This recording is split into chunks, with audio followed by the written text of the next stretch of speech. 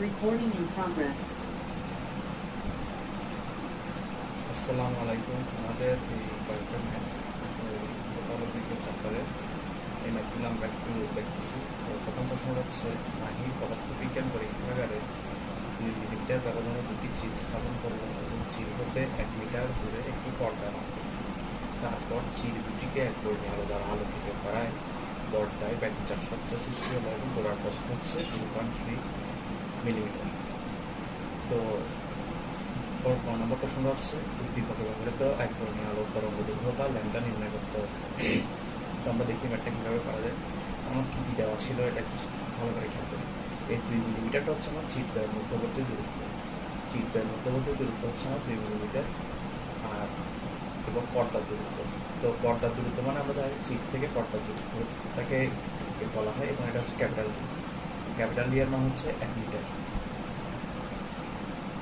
তো এরপর ড্যালেক্স বলতে আমরা কি বুঝি? হয় পরপর দুটি উজ্জ্বল ডোরার মধ্যবর্তী দূরত্ব, অথবা যদি ডোরার প্রস্থ থাকে সেটাকে আমরা ড্যালেক্স বলি। তো এখানে আমাদের ডোরার প্রস্থ দেওয়া আছে 0.3 মিলিমিটার। তো ওই জন্য এটা হচ্ছে ড্যালেক্স হচ্ছে যে ডোরার প্রস্থ 0.3 মিলিমিটার। এটাকে আমরা কনভার্ট করলাম 0.3 × 10⁻³ মিটার।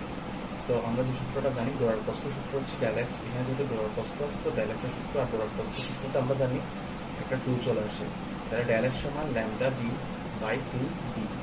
সেখান থেকে আমরা ল্যাম্ডা বের করতে হচ্ছে। তো ল্যাম্ডা বের করলাম। ল্যাম্ডা সমান ড্যালেক্স × 2 × d ডিভাইড বাই ক্যাপিটাল। তো প্রত্যেকটার মান বসালাম এবং মান বসানোর পর ল্যাম্ডা বা তরঙ্গ দৈর্ঘ্য যেটা চাইছে এক বর্ণীয় আলোক তরঙ্গ দৈর্ঘ্যটা নির্ণয় করতে, সেটা হচ্ছে 1.2 × 10⁻⁶ মিটার। এবার ঘ নম্বর প্রশ্নটার দিকে যদি তাকাই তাহলে দেখতেছি চিল হতে পর্দার দূরত্ব কত হলে ডোরার প্রস্থ 0.59 মিলিমিটার হতো।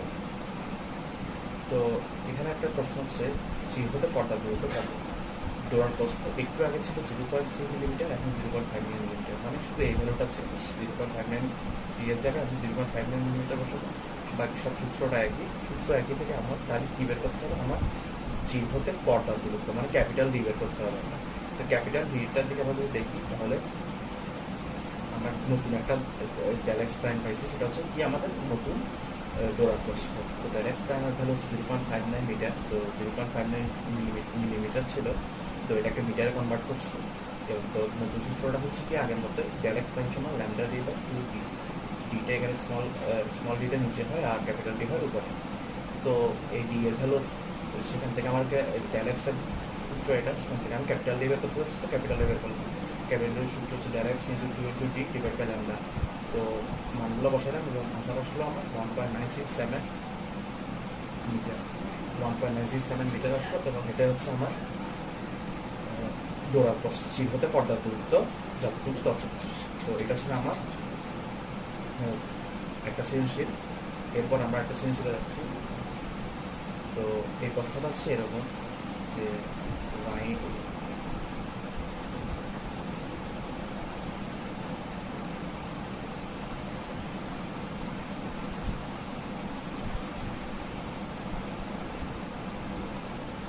তো রাইন ইয়ংয়ের বিজি পরীক্ষার জন্য 5.5 × 10⁻14 হার্টস একটা কম্পাঙ্ক দেওয়া আছে বা ফ্রিকোয়েন্সি দেওয়া আছে। কম্পাঙ্ক বিশিষ্ট একটা আলো ব্যবহার করে চিল হতে এত মিটার দূরে পর্দায়। তাহলে এটা হচ্ছে আসলে চিল থেকে পর্দার দূরত্ব 1.55 মিলিমিটার। ব্যতিচার ঝালক সৃষ্টি করলো, যার পরপর দুটি উজ্জ্বল ডোরার মধ্যবর্তী দূরত্ব 0.755।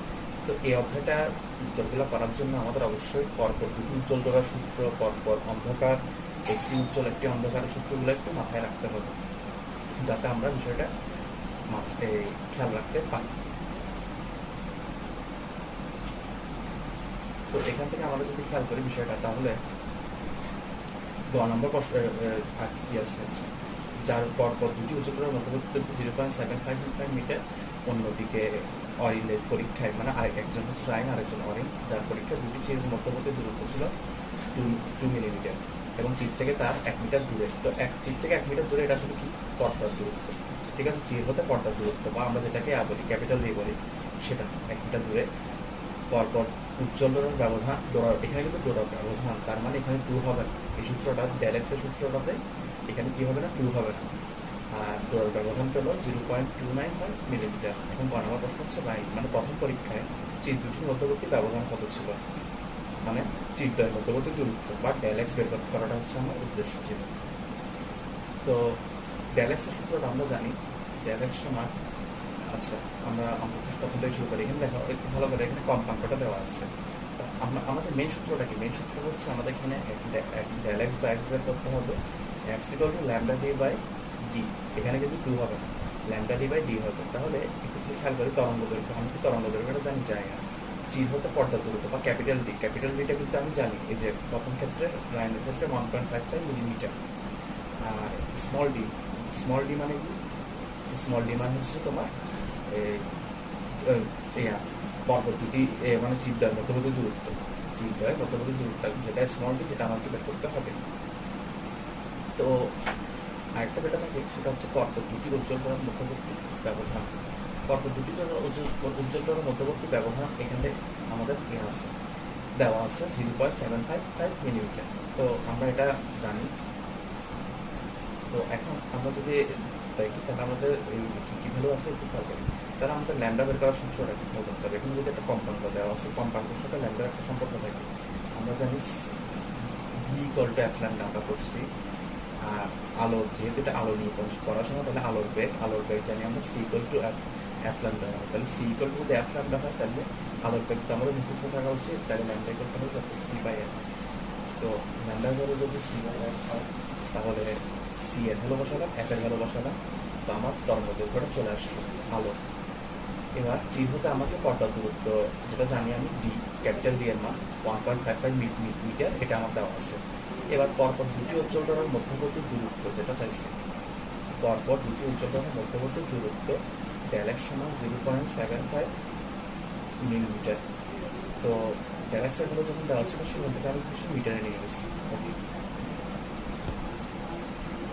তো এখন আমার এই সূত্রটা হচ্ছে del x equal to lambda D by D. আর আমাকে বের করতে হবে যে দুটির মধ্যবর্তী দূরত্ব মানে স্মল ডি। স্মল ডি এর সূত্র হচ্ছে, তাহলে কি হবে? Lambda D by del x ভ্যালুগুলো বসালে আমার আনসার চলে আসবে 1.27 ইন্টু 10 + 3 মিটার। এটা ছিল আমার যে দুটির মধ্যবর্তী ব্যবধান। এবার ঘনানোর পর যদি আমি তাদের রাইনো অরিনের মধ্যে কে বেশি তরঙ্গ দৈর্ঘ্য, মানে কার ল্যামডার মান বড় ছিল, মানে কে বেশি তরঙ্গ দৈর্ঘ্য আলো ব্যবহার করছে বা কার ল্যামডার মান বড় ছিল, এটা হচ্ছে আমার প্রশ্ন। গাণিতিকভাবে ব্যাখ্যা করতে হবে। তো রাইনের একটু খেয়াল করে দেখবো, এই যে ল্যামডাটা বের করছে এটা কিন্তু রাইনের, সেটার ভ্যালু হচ্ছে 4.45 ইন্টু 10⁻7 মিটার। তো এবার আমার অর্ডিনেটটা বের করতে হবে, তার মানে অর্ডিনেট তরঙ্গ দৈর্ঘ্যটা আমার বের করতে হবে। তাহলে এখন খেয়াল করে দেখি অর্ডিনেট কি দেওয়া আছে। অর্ডিনেট ক্ষেত্রে চিরদ্বয়ের মধ্যবর্তী দূরত্ব স্মল ডি এর ভ্যালু 2 মিলিমিটার। এই যে এখানে চিরদ্বয়ের মধ্যবর্তী দূরত্ব 2 মিলিমিটার দেওয়া আছে, এটাকে মিটার নিলাম। চিরহতে পর্দার দূরত্ব বা ক্যাপিটাল, এখানে কিন্তু চিরহতে পর্দার দূরত্ব 1 মিটার। ঠিক আছে, এর আগের ম্যাপের মতো না, এর আগে 1.5 ছিল, এখানে 1 মিটার। আর পরপর দুটি উজ্জ্বলতার মধ্যবর্তী ব্যবধান 0.295, এখানে এই ভ্যালুটাও আপনার।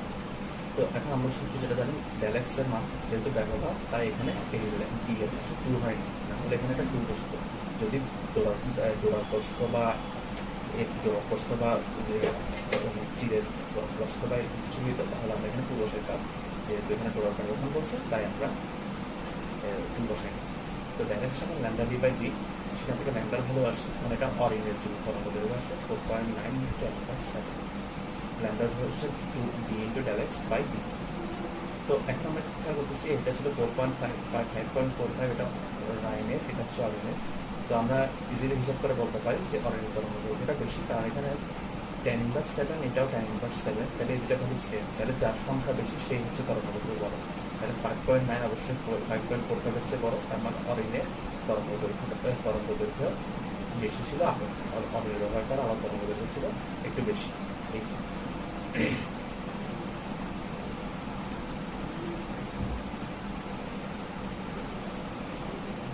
এবার আমাদের পরবর্তী প্রশ্ন হচ্ছে, একটা সমতল গ্রেটিংয়ে চির ও দাগের প্রস্থ, ওইটা অববর্তন গ্রেটিং এর একটা সৃজনশীল। সমতল গ্রেটিংয়ে চির ও দাগের প্রস্থ যথাক্রমে 1.1 ইন্টু 10⁻6 মিটার, মানে এটা হচ্ছে চিরের প্রস্থ।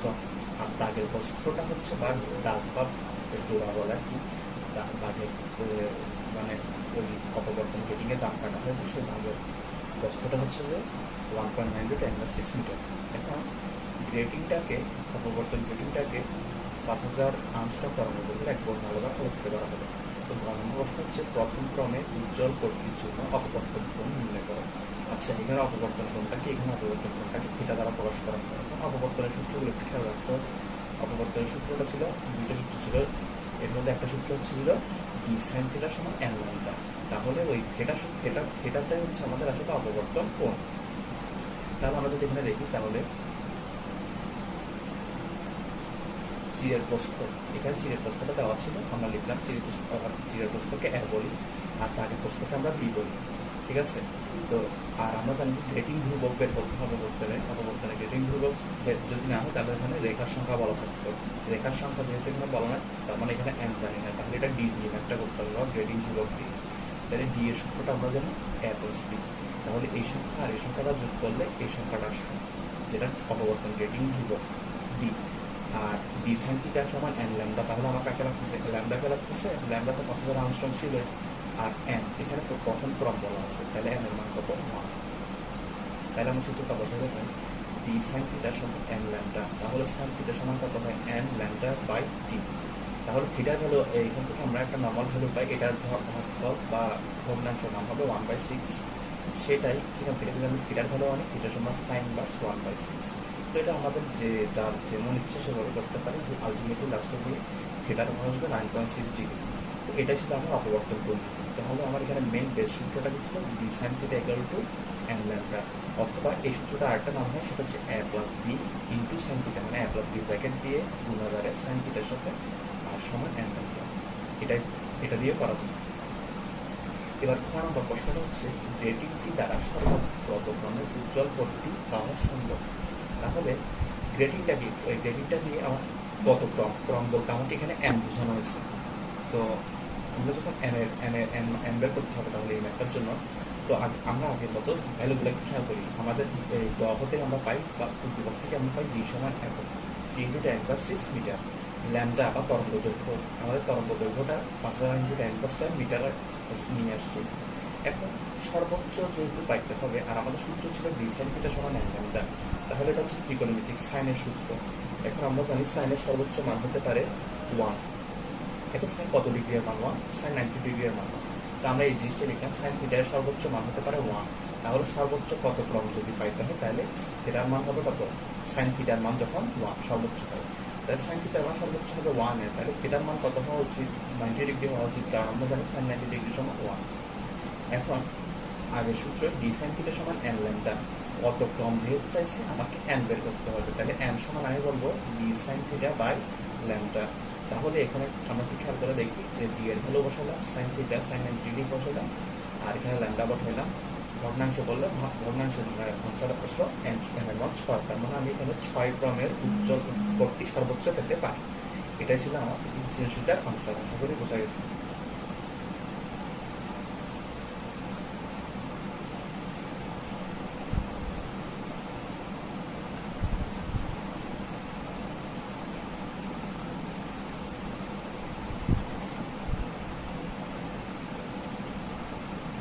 তো এই প্রশ্নটা একটু চিন্তা ভাবনার বিষয় আছে, এবং এটা আমাদের অনেক কিছু এই প্রশ্নটা সম্পর্কে আমাদের না জানা থাকতে পারে। এই জন্য জিনিসগুলো আমাদের ফার্স্ট অফ অল চিত্র থেকে আস্তে আস্তে একটু চিনতে হবে। এইখানটায় আমরা ওই এই S1 দিয়ে আমরা একটা চির বুঝতেছি। চির মানে সরু ছিদ্র, যেটা দিয়ে আমরা আলো, একবর্ণীয় আলো ফেলতে পারি পর্দার মধ্যে, যেখান থেকে পর্দার পাশে উজ্জ্বল ডোরা বা অন্ধকার ডোরা সৃষ্টি হয়।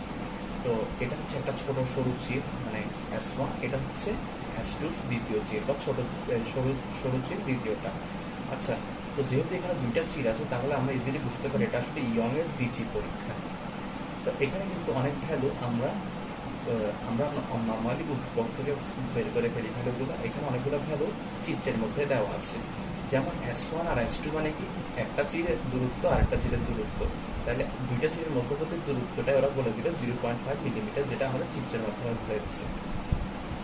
ওকে, এখন উদ্দীপকে 3800 আর্মস্ট্রং তরঙ্গ দৈর্ঘ্যের আলো ব্যবহার করে ইয়ং এর দ্বিচির পরীক্ষা সম্পন্ন করা হলো। তাহলে একটা তরঙ্গ দৈর্ঘ্য দেওয়া হচ্ছে, তাহলে একটু S1 S2 সমান বলে দিচ্ছে 0.5 মিলিমিটার, মানে যেটা হচ্ছে ওই চিরদ্বয়ের মধ্যবর্তী দূরত্ব, দুইটা চিরের মধ্যবর্তী দূরত্ব। এখন চিরদ্বয়ের মধ্যবর্তী দূরত্বকে আমরা স্মল ডি বলি আর কি। ওকে, এখন আমরা একটু খেয়াল করি, এইটা যদি একটা চির হয়, এটা হচ্ছে আমাদের এই লম্বা লম্বা রেখাটা হচ্ছে আমাদের পর্দা।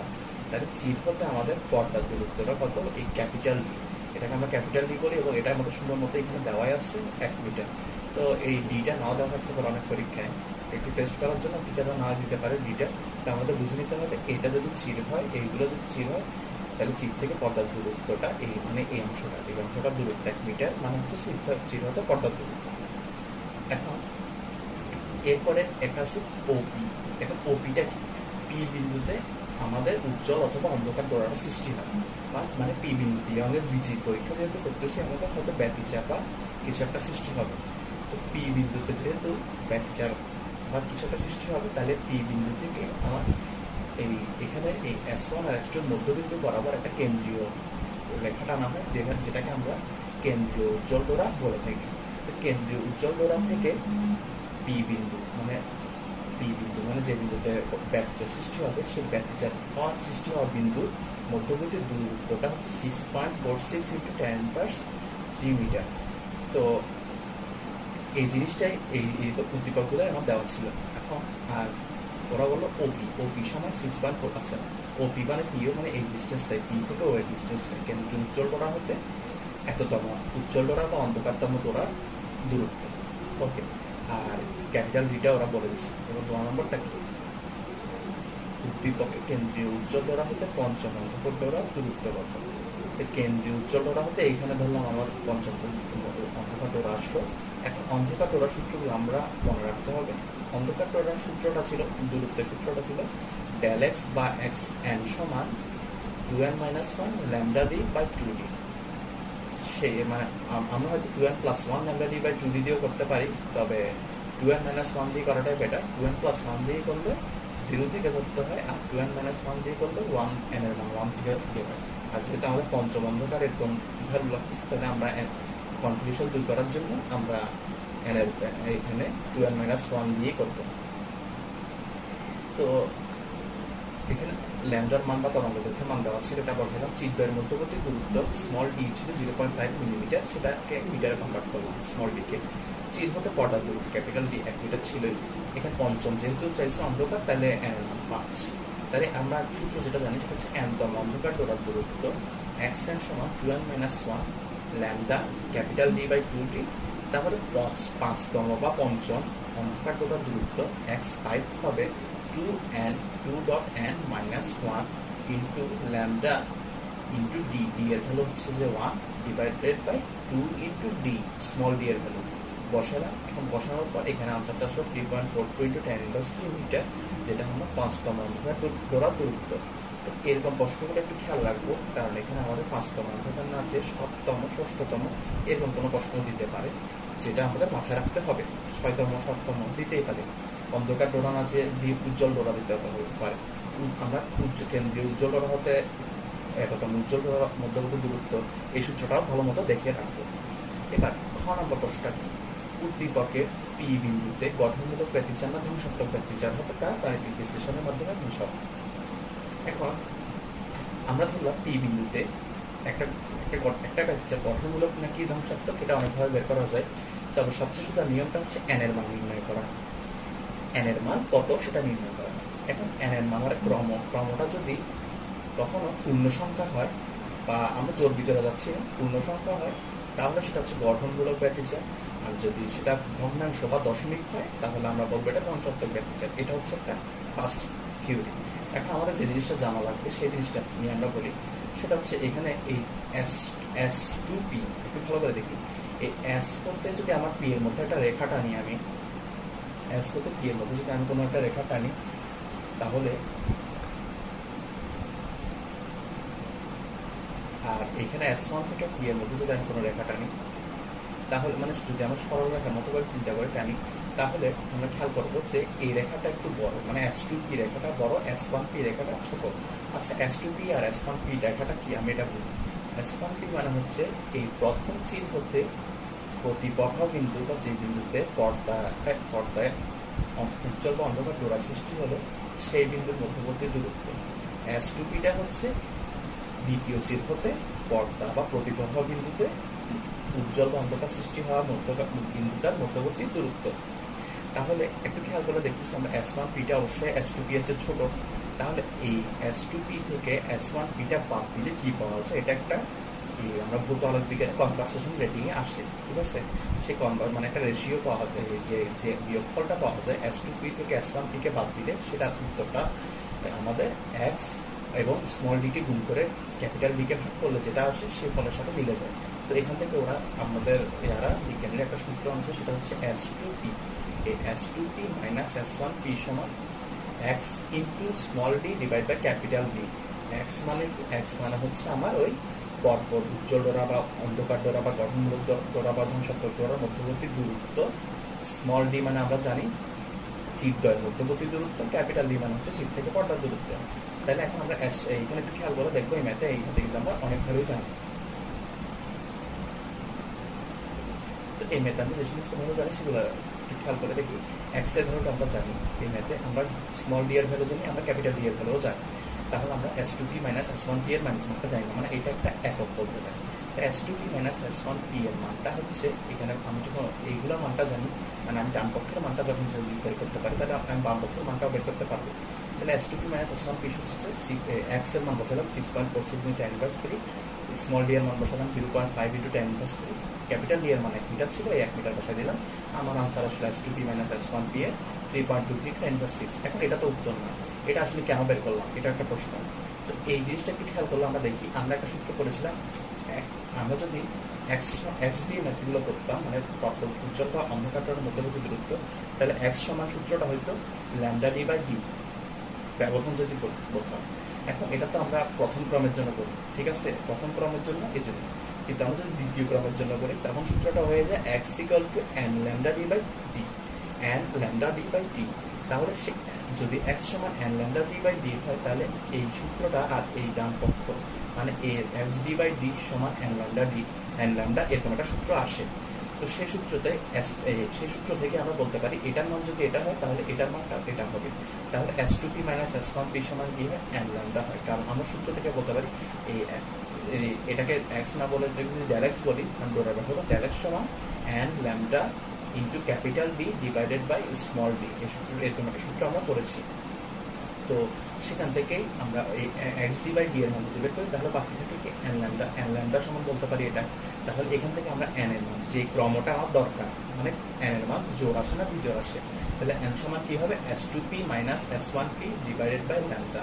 এখন S2p মাইনাস S1p এর মানটা আমি জানতাম, ল্যামডার মান তরঙ্গ দৈর্ঘ্যের মানটা আমি জানতাম যে 3800 × 10⁻10 মিটার। সেখান থেকে আমি ভাগ করে বা ক্যালকুলেশন করে আনসার পাইলাম 17/2, যেটা অবশ্যই একটা কি সংখ্যা, ভগ্নাংশ সংখ্যা। তো এটা যেহেতু দশমিক সংখ্যা বা ভগ্নাংশ সংখ্যা, তার মানে এটা অবশ্যই কি ধ্বংসাত্মক ব্যতিচার হবে। তাহলে একটি কনক্লুশন হচ্ছে এন এর পূর্ণ সংখ্যা হলে গঠনমূলক এবং এন যদি ভগ্নাংশ হয় তাহলে ধ্বংসাত্মক ব্যতিচার। তাহলে পি বিন্দুতে অবশ্যই যে ব্যতিচারটা হবে, তাহলে ধ্বংসাত্মক ব্যতিচারটাই সৃষ্টি হবে পি বিন্দুতে। তাহলে এই কনসেপ্টটা আমাদের জন্য একটু নতুন, এই জন্য এটা একটু আরেকবার বলতেছি। সেটা হচ্ছে আমরা জানি x equal to n lambda D by D. তাহলে এক্স ডি বাই ডি সমান কি হবে, এন ল্যামডা হবে। এক্স ডি বাই ডি সমান হবে এন ল্যামডা।